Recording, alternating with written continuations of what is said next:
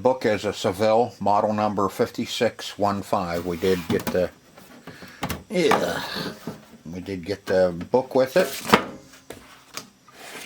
I guess operating instructions, big 2 pages. 1, 2. But yeah, model number 5615. Now I don't know if the unit itself is a Seville and the turntable is a BSR, which is a pretty shitty receiver. I think that's what that stands for. But I normally do not buy these all-in-ones. But there's 2 reasons why I bought this one for us to go over and see if we can't get it going.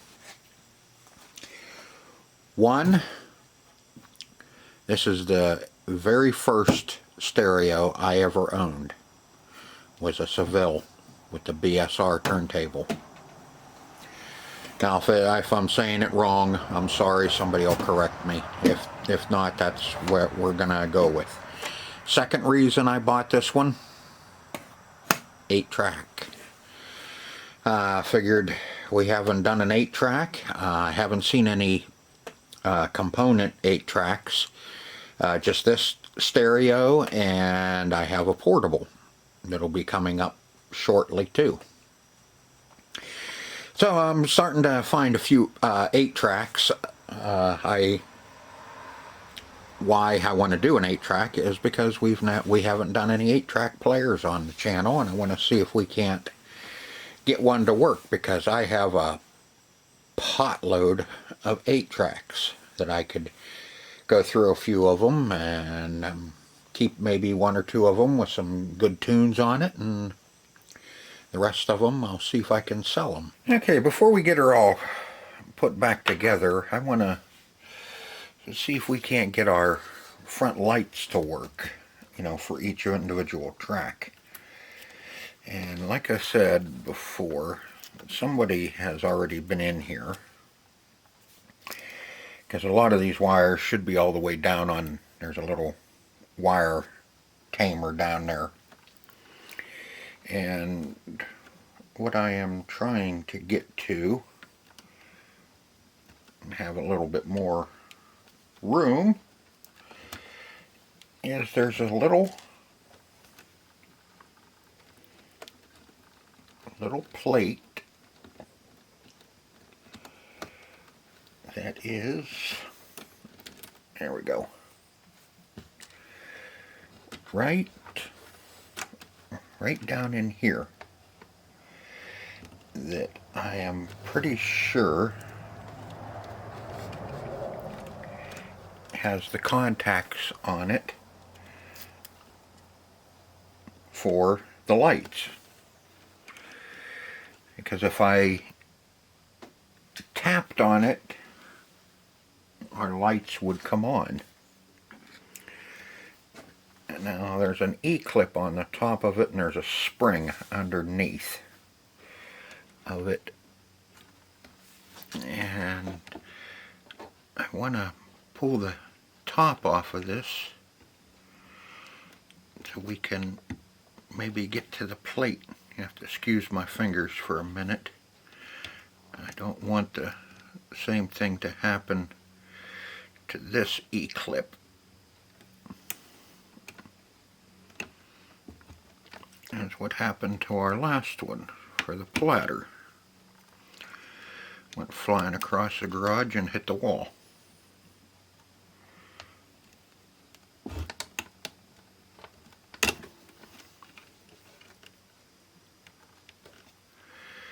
May need a little better. No, there she is.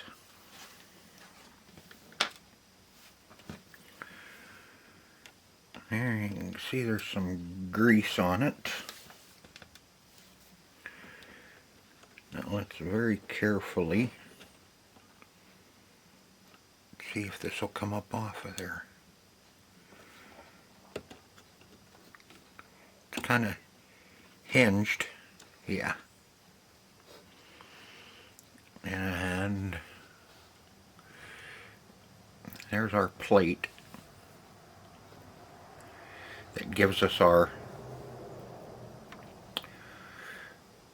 it should be the numbers, and then there's a little contact plate right here. I want to make sure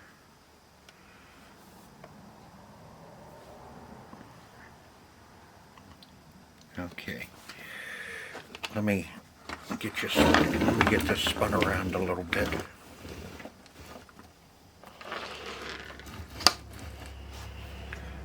And we are working with this little guy here. Here's the plate that slides in, and then the E-clip goes on top. Because I don't know if you were able to see what I was doing. Here's our little contact wheel, and it is D-shaped, so we don't have to worry about how it comes off or goes back on. We don't have to mark it or anything. I'm just gonna take a little contact cleaner, see how that looks. I mean, it's not really that dirty, but it might be dirty enough.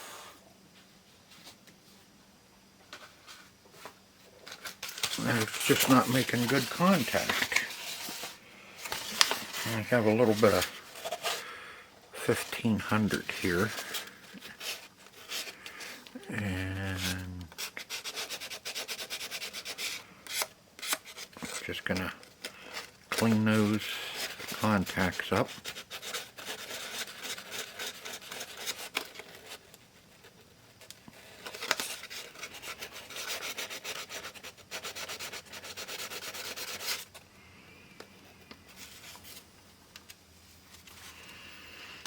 And we're going to take our little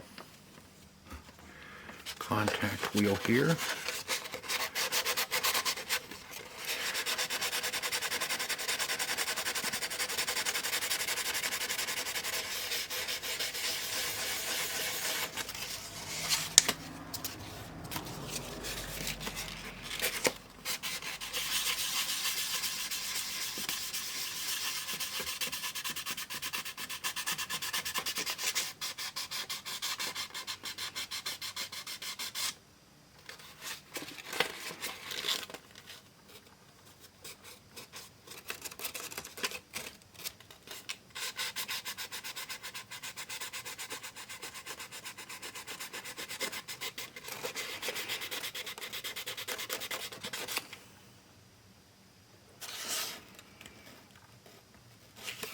Boy, it had taken forever with that 15. Let's see, what do I got? This is a little piece of 220. I don't want to get too aggressive with it.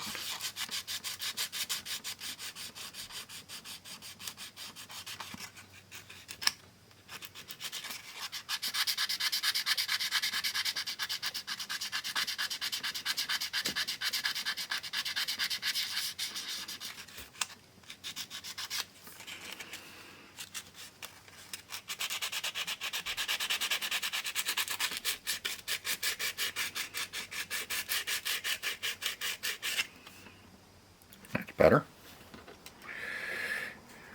And we'll do the same.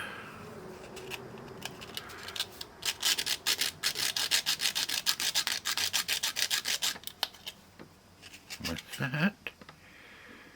Clean those two. There's only two on there that really actually make contact. It should be, it's just completing a circuit from, let's see, from this one. Should be this, the white wire. No, be the one in the center. That is the black. The black wire comes in and catches the center. And then as this rotates, You'll have one on the center at all times, and then it should turn on the light 1, 2, 3, and 4 as it turns around. That center one always making contact with this pin right there. So that's pretty neat how they did that. I'm gonna clean that up a little bit more. That one bottom pin looks just a little bit, one that catches the center, but that one wasn't the problem. I had some of the lights working, so I know some of them were making contact. Number 1 was the one that didn't want to come on all the time, and red and white, so white is our number 1, and that was the one that runs all the way around here, and that one little contact right there was really dirty. So now we'll carefully make a little room. I may have to shut you down and let me do this, because this is not going to be the easiest to do. We'll see.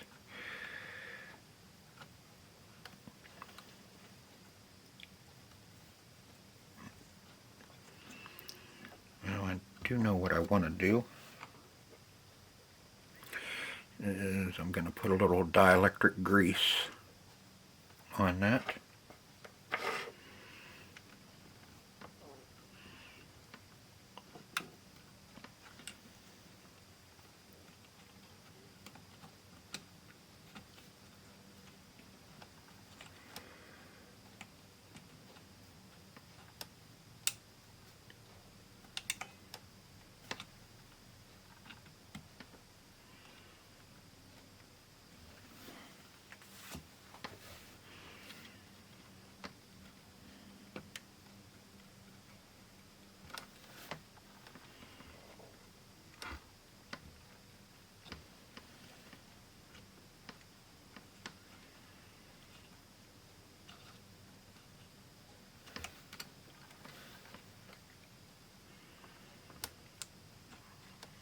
Something's holding us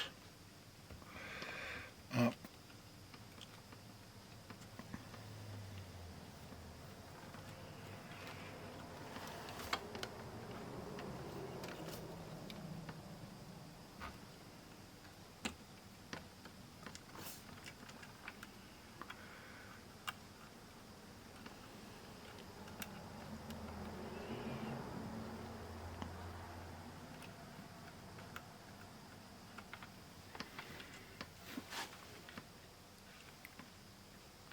That should go down, and I think everything moved up.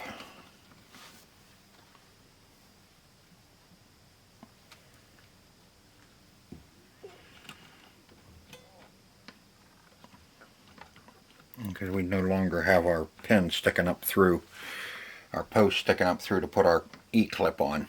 So I'm going to shut you down, because I'm going to be all over the place on this. I'm trying to figure out what else came up with it.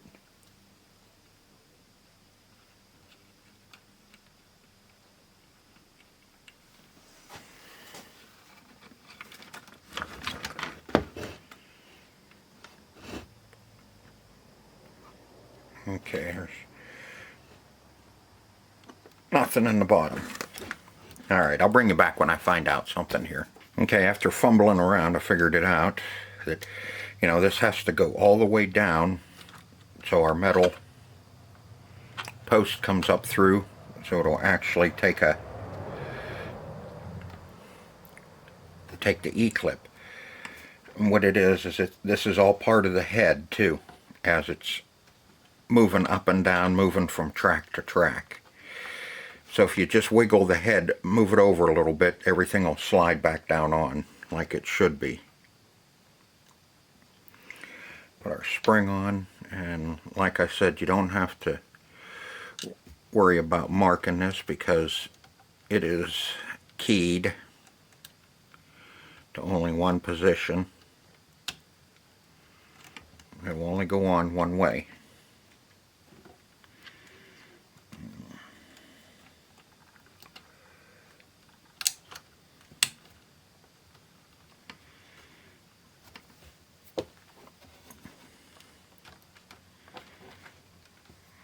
Hold all that crap down. We will have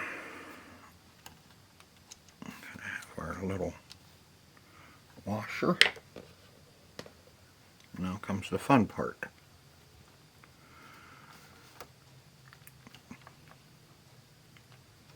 Getting our E-clip.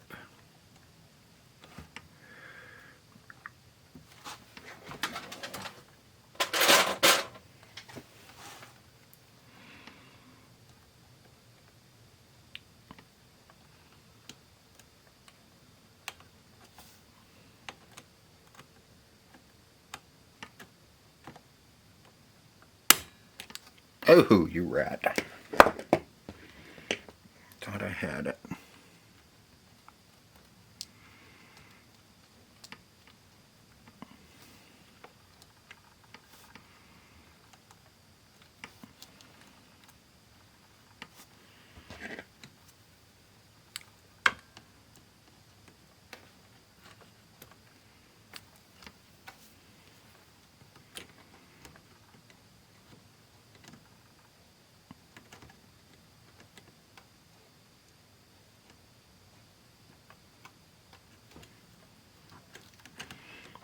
My pliers are, there we go, magnetic. Okay, now how this works is when you click the button up top on the face, this little lever kicks over and advances that little wheel.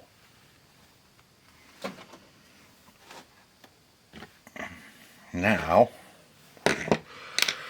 and that's what once it advances that little wheel, what it does is it comes down, advances that wheel, and changes it from track to track on the lights up front. Pretty cool little design. Kind of taken after some EM. Alright, now I'm going to get this flipped around, plugged in, and we're going to see if our lights light up now all the time.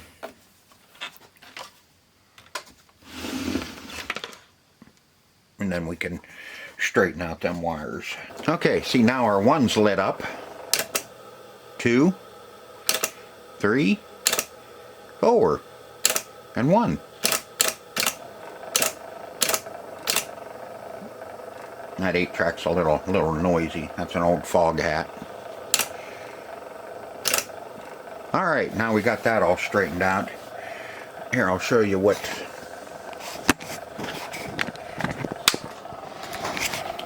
When you push that button, you have to get a lot of that stuff squared away. Here it is. You can see. Let me back you off just a hair. Here we are. Here. You can see when you push the button, it flicks that little wheel.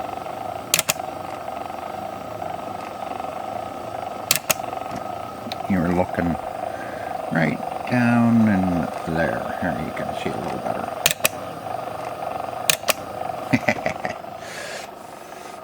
Alright, and now we need to get this put back in its box. I'm gonna box them up.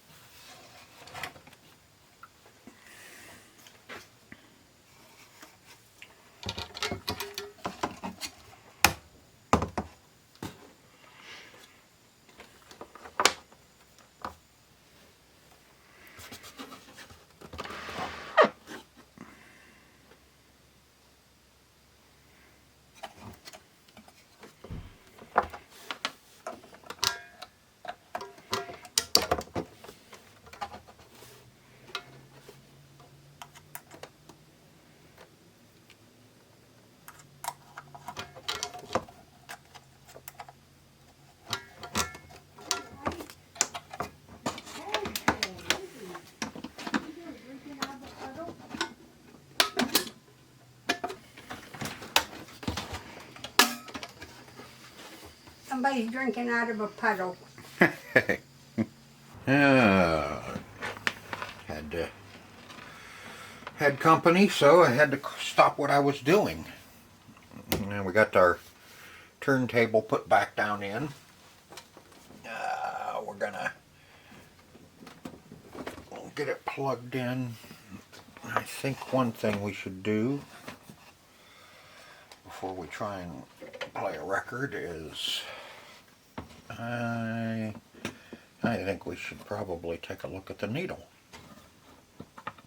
and see if it even has one. This one's pretty nice. You can lift this one all the way up. Can you even... You can't see doodly squat. How about if we get you over here a little bit so we can take a look. There we are. How's that? It does have a needle, but it looks like there's a big giant critter on the end of it. Let me see if we can very gently clean that up a little bit. Yeah, there is a needle there.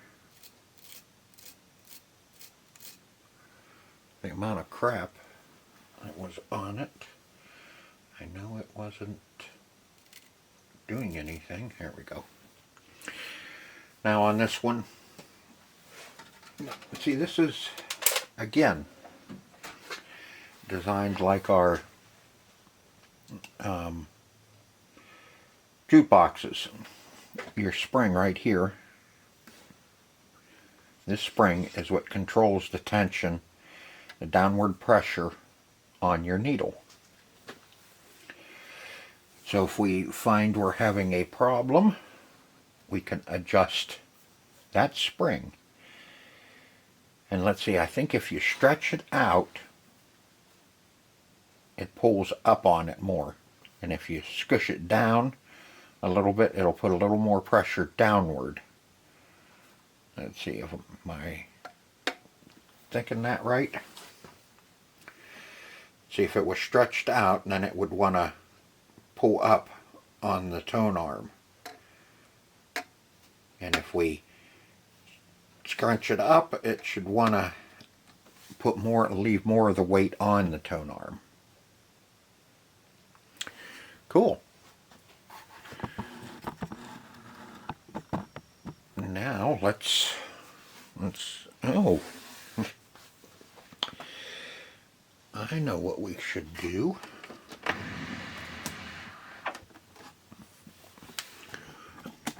Let's finish up the face. Now when I took off all the knobs, I made sure that all of them were facing the same way, all over to the left. So that would be AM. There we go. Oop. There we go. AM, FM, tape. Okay.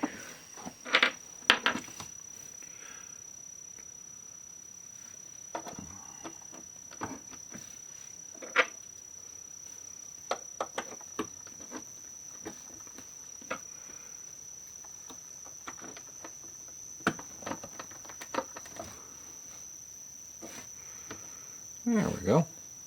Okay, let's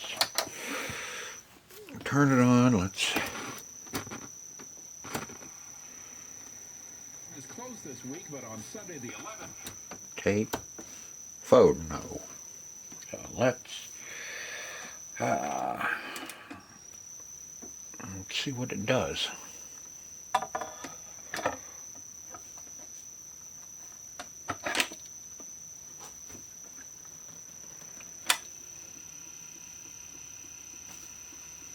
let's put it on 33.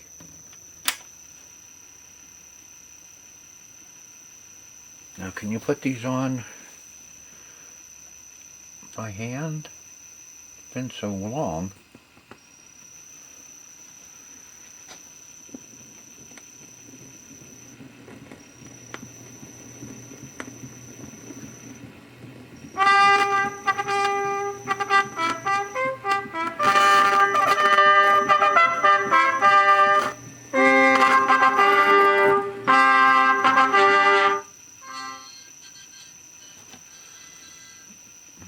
Okay, and then in order for it to come over and shut off,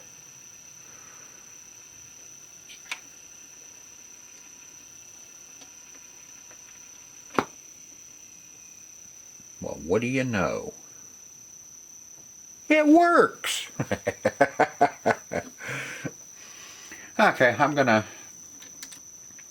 play a record on here. I was kind of hoping I wouldn't.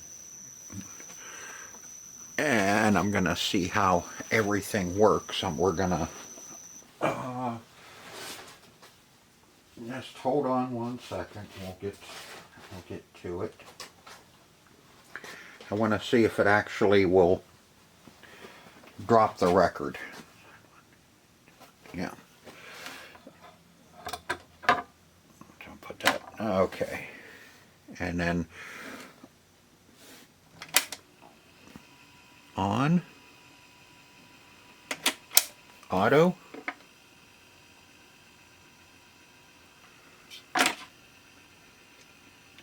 Drops it.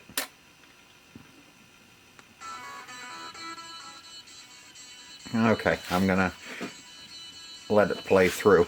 It's a skipping. And this record doesn't skip. So let's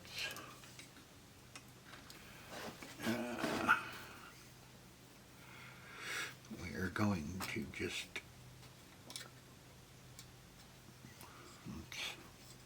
pull it out and move it down.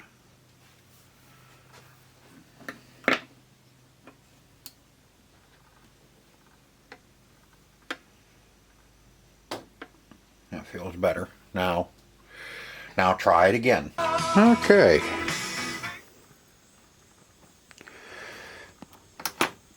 So that's it. We got her all cleaned up. Our Seville model 5615 with a BSR turntable in it. Everything is working on it.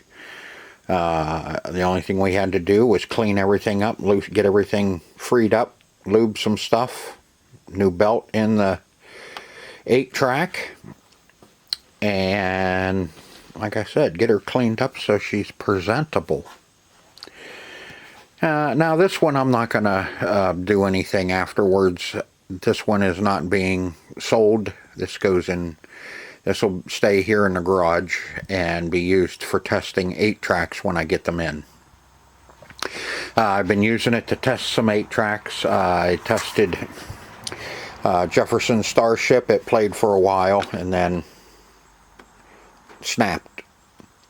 And that's right where it is put together. So I think maybe in one of these videos where we are going to fix some 8-tracks once I figure it out. Let's see what we got. We got Barry Manilow here. Nope, that one's missing the little felt pad, so we can't play that one. We got Hall & Oates. Nope, can't use that one either. It's all screwed up. All the pads are all messed up in it. I was playing Foghat, but it needs... Nope, that one still has a pad in it. So it will work.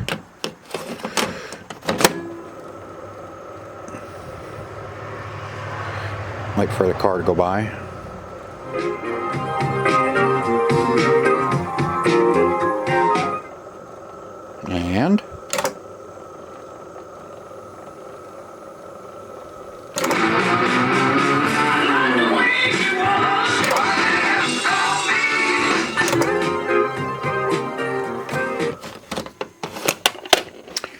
So you see that works. I showed you that the turntable works. So everything is working on this. We got the faceplate here, the dust cover all glued back in and cleaned up. So I hope you enjoyed this video as much as I enjoyed making it for you.